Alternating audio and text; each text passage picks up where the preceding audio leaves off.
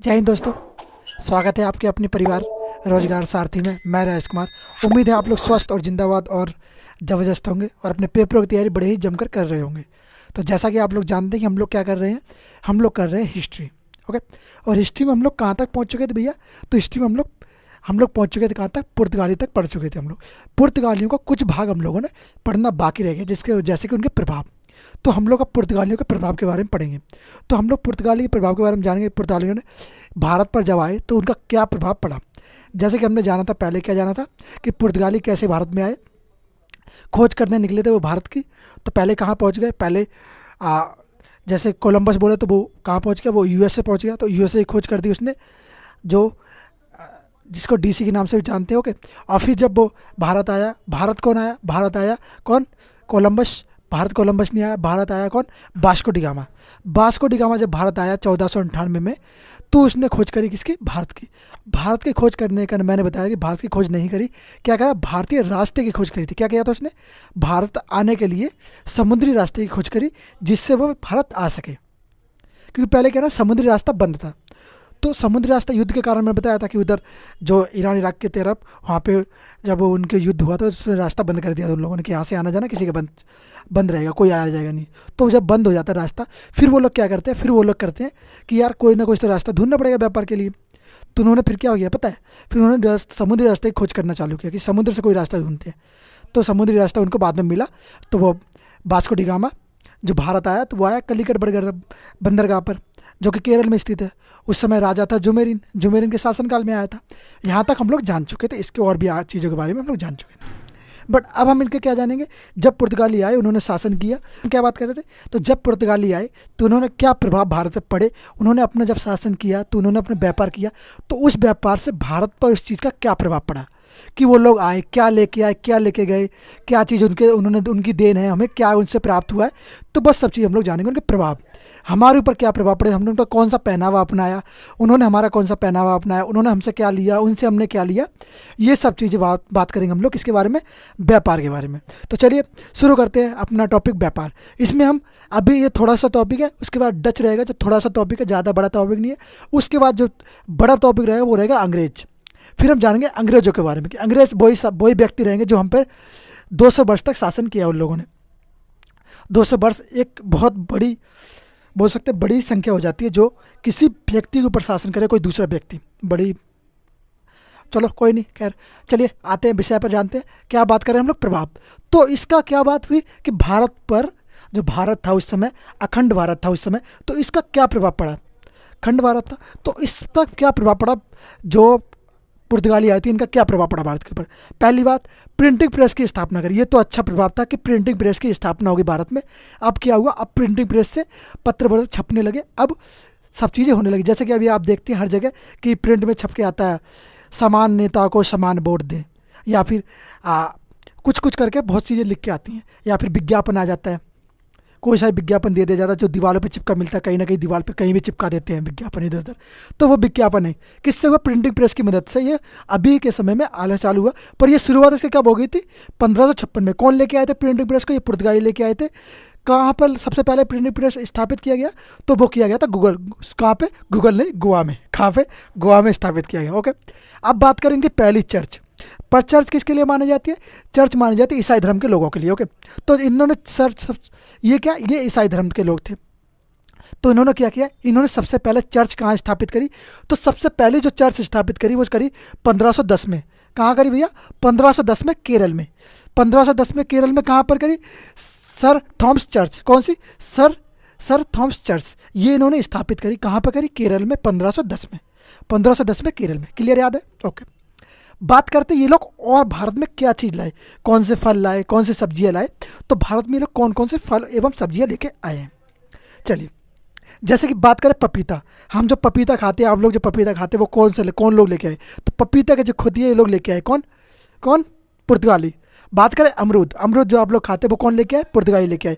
बात करें अनानास, अनानास सेहत के लिए बड़ा ही अच्छा होता है, तो वो कौन लेके आए? वो भी लेके आए कौन? पुर्तगाली लेके आए। बात करें भैया अल्फांसो आम, ये एक आम की प्रजाति होती, कौन सी? अल्फांसो आम। ये क्या होती है? एक आम की प्रजाति हो जिसको कौन लेके आया? ये भी पुर्तगाली लेके आए, एक अल्फांसो आम बोलते हैं उसको। ओके। जो आप टमाटर, टमाटर क्या हर सब्जियों में डालने के लिए प्रयोग होता है, ज़्यादातर सब्जियों में टमाटर डाला जाता है। तो वो टमाटर की खेती कौन लेके आया? ये पुर्तगाली लोगों ने हमें इससे इंस्टीट्यूट करवाया कि हाँ ये टमाटर होता है, ये सब्जी में डाला जाता है, इससे ऐसे ऐसे सब्जी प्रयोग में आती है। उसके और भी उपयोग हुए। बात करें आलू, जो कि सब्जियों का राजा है। तो आलू कहाँ से आया भैया? आलू भी कहाँ से आया? आलू भी पुर्तगाली से आया था। कहाँ से आया? पुर्तगाली से आया। बात करें तम्बाकू, तम्बाकू कहाँ से आई भैया? तम्बाकू भी पुर्तगाल से लाई थी।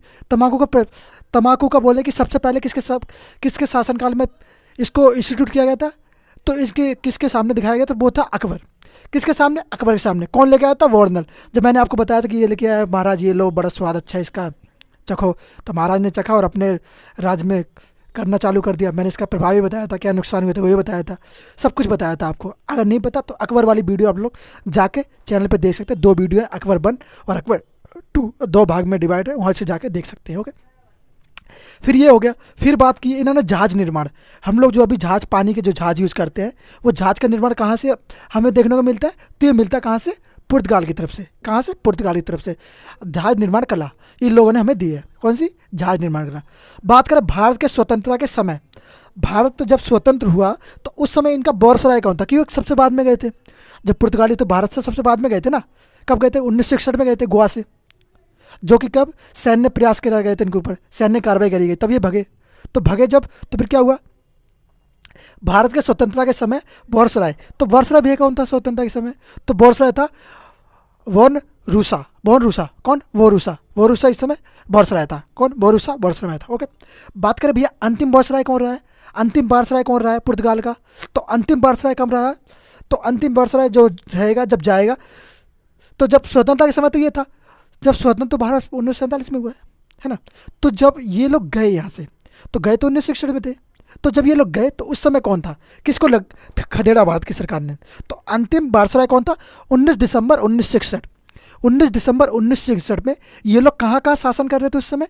गोवा, दमन एवं दीव और मैन्यूल एंटोनिया। कौन था ये? तो देखो कहाँ पे शासन कर रहा था? गोवा एवं दमन और दीव में, है ना। यहाँ पे ये लोग शासन कर रहे थे। तो यहाँ से कौन था वो वायसराय? तो ये था मैनुअल एंटोनियो। मैनुअल एंटोनियो कौन था? यहाँ का शासक था। मैनुअल एंटोनियो को यहाँ से कब खदेड़ा गया? 19 दिसंबर 1961 को इन लोगों को खदेड़ा गया कि भाई अब भागो, बहुत शासन किया तुमने हमारे यहाँ पे, अब निकलो। पहले तो अंग्रेज़ों को निकाला गया, फिर उसके बाद इनको निकाला गया। ऐसे ऐसे। अब बात करते हैं पुर्तगाली की एक रानी थी, बोलते कुमारी, वो राजकुमारी। पुर्तगाली की एक राजकुमारी थी जिसके किससे शादी कर दी गई? कैथरीन का विवाह, जो पुर्तगाल की राजकुमारी थी कैथरीन, उसका विवाह किससे कर दिया? चार्ल्स सेकंड से किया गया। किससे किया गया? चार्ल्स सेकंड से किया गया। ओके। यहाँ तक हम लोग किसके प्रभाव के बारे में जान चुके, क्या क्या प्रभाव पड़े और कैसे कैसे इनका प्रभाव पड़ा। तो यहाँ तक क्लियर है? क्लियर है तो कमेंट बॉक्स में यस लिख दीजिए। हाँ भैया यहाँ तक क्लियर है, कोई प्रॉब्लम नहीं है, सब कुछ क्लियर है। ओके। फिर बात करते हैं, आइए बात करते हैं डच भैया डच कब आए? तो डच जब भारत में इंस्टीट्यूट हुआ तब कब हुए? 1956 में, ओ सॉरी 1596 में। 1596 में कब आए? भारत आए ये लोग। 1596 में जब ये भारत आते हैं तो ये क्या करते हैं? पहला डच भारत आया वो कब आया भैया? तो पहला डच भारत आया कौन सा? कॉर्नेलियस द हाउटमैन भारत पहली बार आया। ओके। बात करें 1605 में। 1605 में आए, कहाँ पे आए? मंसूलीपट्टनम में। कहाँ पर? मंसूलीपट्टनम में। कब? कहाँ पर? आंध्र प्रदेश। मंसूलीपट्टनम कहाँ? आंध्र प्रदेश में ये लोग आए। सॉरी, कहाँ पर आए? मंसूलीपट्टनम आंध्र प्रदेश में ये लोग आए। ये भैया कहाँ पर आए थे? ये आए थे 1610 में। कहाँ पर आए? फिर आए पुल्लीकट में। कहाँ पे आए? 1610 में आए पुल्लीकट में। इनका ज़्यादा जानकारी, इन्फॉर्मेशन इतनी इंपॉर्टेंट नहीं, सिर्फ ये जान लो कब कब ये लोग आए। ओके। बात करें ये कब गए भैया भारत से? तो ये गए 1759 में। इनके बीच और युद्ध किसके बीच? अंग्रेजों के बीच एक युद्ध होता है। युद्ध को क्या कहते हैं? केवट दर्रा युद्ध। कौन सा? केवट दर्रा युद्ध। केवट दर्रा में युद्ध में ये अंग्रेजों से हार जाते हैं। फिर अंग्रेज इनको खदेड़ देते हैं कि जाओ अब तुम अपने वापस जाओ, क्योंकि अंग्रेजों का शासन यहाँ पे हो चुका था उस समय तक। अंग्रेज 1600 में आ जाएंगे, कंपनी आ जाती है 1600 में, ईस्ट इंडिया कंपनी। तो उसके बाद से शासन करना चालू कर देते वो लोग। अब हम लोग इसके बाद अंग्रेजों की पढ़ेंगे। डच को हराया और डच यहाँ से भाग जाते हैं। ओके, ये बात क्लियर है? क्लियर है? डच कब चले गए? 1759 में चले जाते हैं, भगा दिया जाता है उनको। ये यहाँ तक क्लियर है, डच को क्लियर है।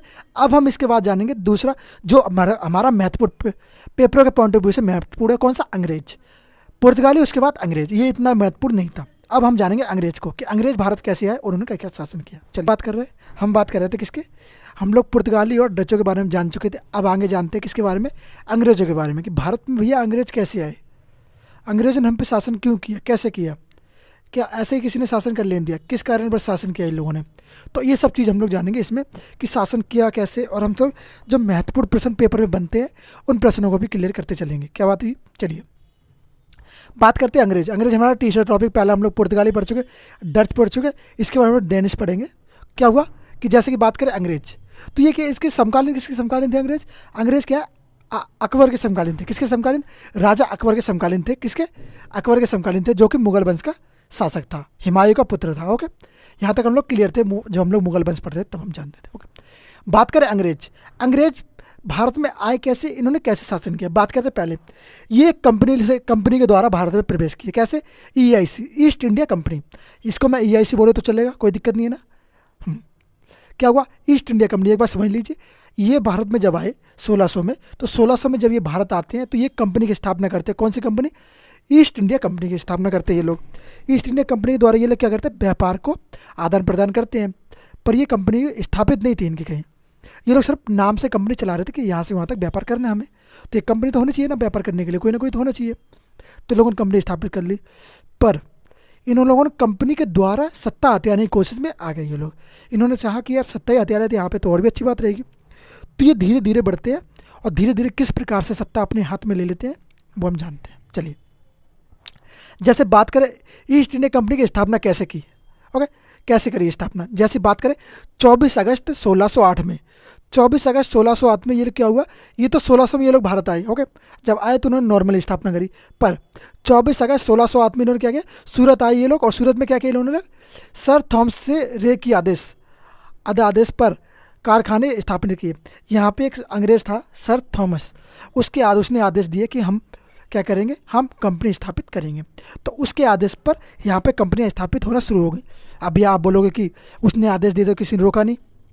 इन लोगों ने जो वहाँ के शासक थे ना, उनको इतना प्रसन्न कर दिया था, शासकों से परमिशन ले ली थी कि महाराज मैं कर लूँ, तो उन्होंने बोला कर लो, कोई दिक्कत नहीं है। तो इन्होंने क्या किया? यहाँ पे कंपनी स्थापित करना शुरू कर दिया, आदेश पर कारखाना बनाना चालू किया। फिर क्या हुआ?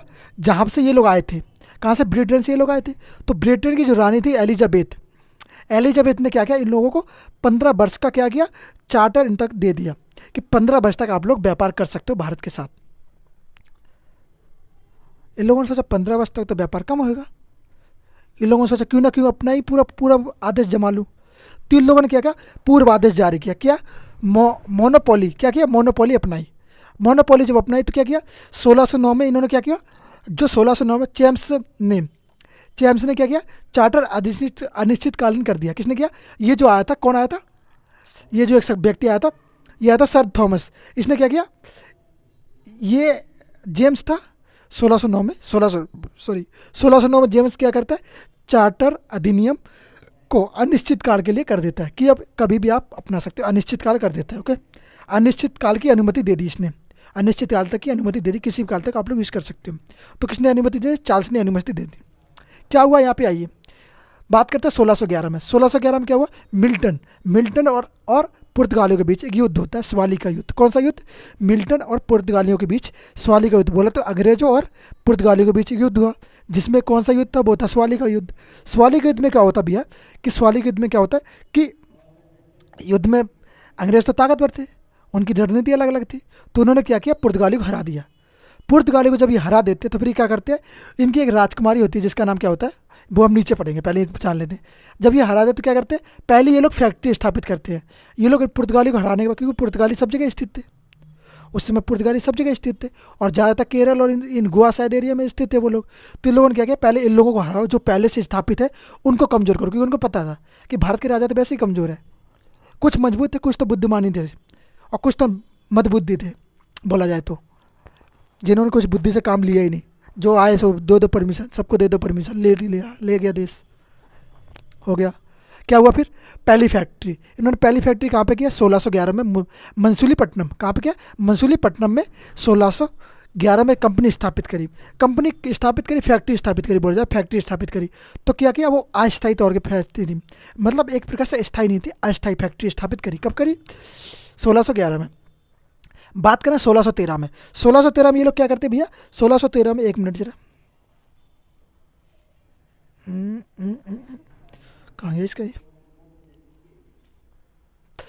चलिए 1613 में ये क्या करते हैं, 1613 में सूरत, ये लोग सूरत जब आते हैं गुजरात की तरफ, तब ये लोग क्या करते हैं, सूरत में स्थायी रूप से एक कंपनी स्थापित कर लेते हैं, जिसे हम बाद में कौन से नाम से जानते हैं, ईस्ट इंडिया कंपनी के नाम से जानते हैं। ओके, कौन सी कंपनी, 1613 में सूरत में अस्थायी एक फैक्ट्री स्थापित कर लेते ये लोग। ये लोग क्या फैक्ट्रियों के माध्यम से आगे बढ़ रहे थे, फैक्ट्री के माध्यम से कैसे काम कर रहे थे, अपने यहाँ पे लोगों को लगा रहे थे, लोगों को लगा के वो लोग तो पैसा कमा रहे थे, पैसा कमा रहे थे, मजबूत होते जा रही थी, क्योंकि पता है आपको जितना पैसा उतना ज़्यादा मजबूती। तो इन लोगों ने पैसा कमाया, वहीं पे पैसा कमाया, अपने ही देश में रह के, मतलब भारत में ही रह के पैसा कमा के भारत को ही लूटने की कोशिश में थे ये। और इसमें ही भारत के लोग कुछ नहीं कर पाए, क्योंकि वो लोग इनकी रणनीति को नहीं समझ पाए, ये लोग किस रणनीति के तहत ये प्रयोग कर रहे थे। और ये लोग इसमें फंसते चले गए, और फिर फंसते फंसते कुछ समय बाद जब पता चला कि यार हम तो फंस चुके हैं पूरी तरीके से, तब इन लोगों ने इससे निकलने का कोई तरीका अपनाया कि अब हम इससे कैसे निकलें। तो फिर बात क्या हुई, फिर बात करते हैं 1651 में। 1651 में क्या बात होती है कि अंग्रेज़ का एक दूत आता है। कौन सा आता है? अंग्रेज़ का दूत आता है, जिसे कहते हैं सर टॉमस रे। कौन सा कहते हैं? सर टॉमस रे। सर टॉमस रे जब आता है, कब आता है? 1651 में। 1651 में आता है, तब वो कुछ नीति लाता है। कौन सी? बात करें 1632 की। 1632 में क्या हुआ, पहले 1632 की जान लेते हैं, 51 तो आगे हो जाएगा, कोई नहीं, 1632 जान लेते हैं। क्या हुआ, गोल्डन के शासनकाल से कौन सुनहरा फरमान जारी किया? किसने किया? 1632 में गोलडंडा के शासक ने सुनहरा फरमान जारी किया। जब ये जारी करता है, फिर क्या वो आगे जानते क्या होता है? जैसे बात करें 1661 में, 1661 में क्या होता है? पुर्तगाली। 1661 में क्या होता है? पुर्तगाली। 1661 में क्या होता है? पुर्तगाली। कैथरीन की शादी चार्ल्स सेकंड से की जाती है। क्या किया जाता है? 1661 में क्या जाता है? चार्ल्स सेकंड से पुर्तगाली की शादी करी जाती है। किसकी?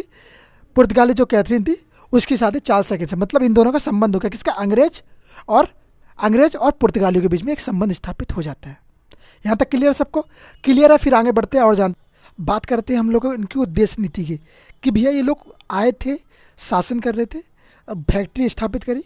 फैक्ट्री स्थापित करने के बाद इनका उद्देश्य क्या था, क्या उद्देश्य अपना के लेके आए थे ये लोग, कि मैं भारत पे ऐसे शासन करूंगा, कैसे शासन करूंगा, किस प्रकार से भारत पे शासन करने की इन्होंने रणनीति बना रखी थी, इनका उद्देश्य क्या था। बात करते हैं उद्देश्य के बारे में। तो बात करें उद्देश्य या फिर नीति, भारत को जीतना है। इनका पहला उद्देश्य क्या था कि भारत को जीतना है। अब भारत को कैसे जीतना है? भारत के पैसों से जीतना है। कैसे जीतना? भारत के पैसों से जीतना, मतलब कि अपना पैसा ना खर्च करें, भारत के ही पैसों से जीतना है। भारत के पैसों से कैसा? कि यहीं पे व्यापार करेंगे, यहीं पे व्यापार करेंगे, इनके पैसे से कमाएंगे और यहीं से ही इनको ही लूटेंगे और इनको ही जीतेंगे। तो इनका क्या था? भारत को जीतना, भारत के पैसे से जीतना, और क्या था? भारत के लोगों से जीतना, भारत के जो लोग हैं उनसे जीतना है। अब उनको पता था कि भारत के लोग कमज़ोर हैं। उस समय क्या था? कमज़ोर थे नहीं, कमज़ोर कुछ लोगों की वजह से होना पड़ा। कुछ शासक जो थे वो ऐसे थे कि वो लोग कमज़ोर खुद को मान रहे थे, कमज़ोर होते चले गए। क्यों? उन्होंने कुछ अलग ही सोच रखी। वो सोच ही नहीं पाए इस बात को कि ये अंग्रेज़ किस रणनीति के खिलाफ हम लोगों के पास आए हैं और क्या करने की कोशिश में ये लोग। अगर वो पता हो जाता तो वो आज ये स्थिति ना होती, समझे? चलिए कोई नहीं, बहरहाल जो था वो था, अभी जो है वो है, कोई नहीं। चलिए आइए क्या बात करते हैं? 4 नंबर, एक एक करके जीतना है। इनका मतलब क्या था कि भारत के लोगों से जीतना है, भारत के पैसों से जीतना है। पहले था भारत से जीतना है, भारत के पैसों से जीतना है, भारत के लोगों से जीतना है, और क्या था? एक एक कर से जीतना है। एक एक कर का मतलब क्या था कि इनको सब लोगों से जीतना है। तो सब लोगों से क्या मतलब? जहाँ यहाँ पे क्या थी? रजवाड़े लोग थे, तो रजवाड़ों से जीतना था इनको। रियासतें थी, उनको रियासतों से जीतना था। रियासतों से जीत जाएंगे तो लोगों से तो अपने आप जीत गए, कि एक रियासत का एक राजा। रियासतें बहुत सी थी भारत में, तो हर रियासत से लोग जीतना चाह रहे थे। तो इन लोगों ने रणनीति अपनाई कैसे कैसे जीतना है। तो बात करते हैं पहले क्या थी? राज झड़प नीति। ये राज झड़प नीति लाए, कौन लाया? डलहौजी। जो हम बात कर रहे हैं डलहौजी। डलहौजी क्या किया? इसने राज झड़प नीति लाया, कि राज झड़प नीति से क्या हुआ कि ये क्या करता था? ये राज्य को हड़पता था। जैसे किसी राजा ने कर्ज लिया या कुछ कार्य किया, तो वो राजा इसके नीचे दब गए। कमज़ोर हो गए तो कमज़ोरों को इन्होंने क्या किया, इनको हड़पना चालू कर दिया कि फिर इन्होंने सैन्य बल का प्रयोग किया इन लोगों ने, तो उस राजा को हड़प लिया और फिर उसका राज्य हड़प लेते, फिर उसके ही राज्य में उसको ही एक प्रकार से कर्ज पे रहने के लिए दे देते कि अब तुम रहो, अब यहाँ पे जो रहोगे वो हमें कर दोगे इसके खिलाफ, मतलब तुम रहोगे तो उसका मुझे कर दोगे। तो ये लोग फिर कर लेना चालू कर देते थे। तो क्या करते थे, उसको ही राजा को उसके ही राज्य में उससे ही कर लेना शुरू कर दिया। ओके, फिर क्या हुआ, सहायक संधि, ये लोग सहायक संधि के माध्यम से, सहायक संधि में ये लोग करते क्या थे कि सहायक संधि रखते होते थे पर अपने लिए ज़्यादा ऑप्शंस और दूसरे के लिए कम ऑप्शन रखते थे। तो फ़ायदा किसको होगा, अंग्रेज को, जाहिर सी बात है, ऑप्शन उनके लिए ज़्यादा है तो फ़ायदा भी अंग्रेज़ों को होने वाला है। फिर क्या थे, घेर की नीति, घेर की नीति थी, ये लोग घेर की नीति का प्रयोग करते थे। ओके, बात करें प्रथम सहायक संधि कब हुई, प्रथम सहायक संधि हुई हैदराबाद के शासक के खिलाफ, राजा के निजाम के खिलाफ, क्या बोलेंगे, हैदराबाद के निजाम से प्रथम सहायक संधि हुई। कब क्या, हैदराबाद के निजाम के साथ। इसमें सहायक संधि में क्या रखा गया, क्या क्या स्रोत थे, इसमें क्या क्या बोला गया, क्या चीज़ होनी चाहिए और क्या नहीं होगी। तो अंग्रेज़ों की तरफ से तो बात सामने आई कि ये हम लोग शर्तें रखेंगे। तो क्या क्या शर्तें थी, बात करते हैं। सेना रहना खाना, सेना का जो है रहना एवं खाना सब कौन करेगा, सब निजाम करेगा, हैदराबाद का जो निजाम था वो देगा। और क्या, अंग्रेजी सेना का भी। और क्या था, राजा को अपनी सेना ख़त्म करनी होगी।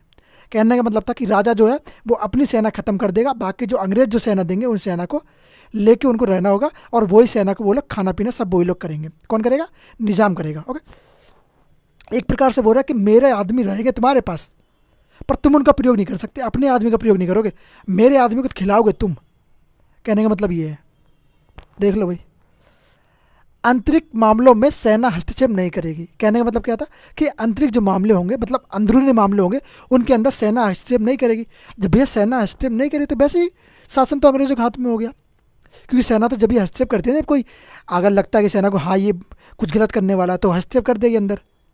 अब जब सेना को हस्तक्षेप करने का अधिकार ही नहीं है तो फिर क्या करेगी वो, तो बात सीधी जाहिर सी बात है, आंतरिक मामलों में सेना हस्तक्षेप नहीं करेगी। ये कर दिया भैया, चलिए।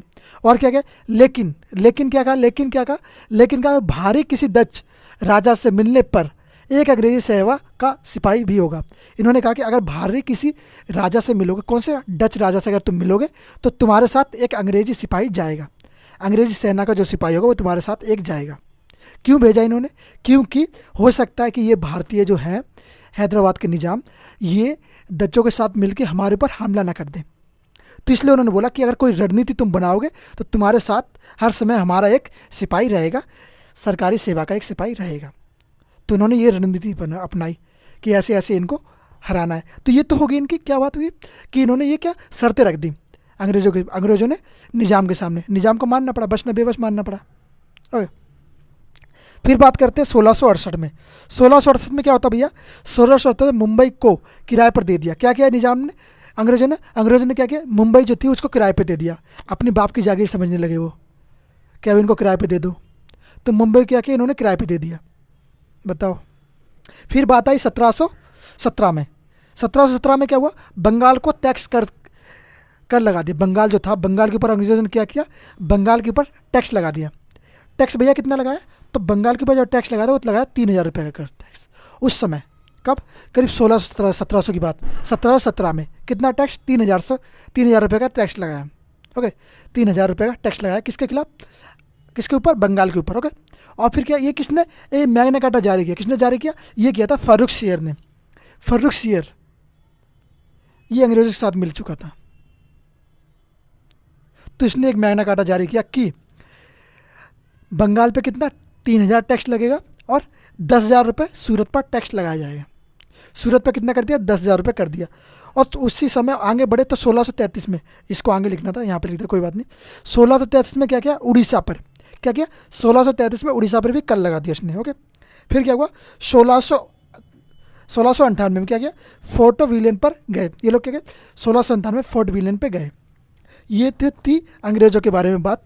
और अभी तो ये लोगों को थोड़ा अंग्रेज़ों के बारे में मैंने समझाया कि विस्तार से क्या थे, कैसे ये लोग आए, कैसे इन लोगों ने हड़पने की नीति शुरू करी।